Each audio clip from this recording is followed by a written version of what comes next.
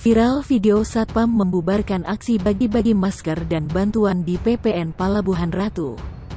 Aksi pembagian masker dan bantuan itu dibubarkan oleh Satpam karena tidak memiliki izin dan menyebabkan kerumunan.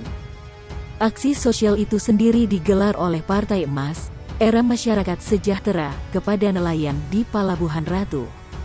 Setelah adu mulut, rombongan Partai Emas ini kemudian meninggalkan lokasi dermaga PPNP Palabuhan Ratu.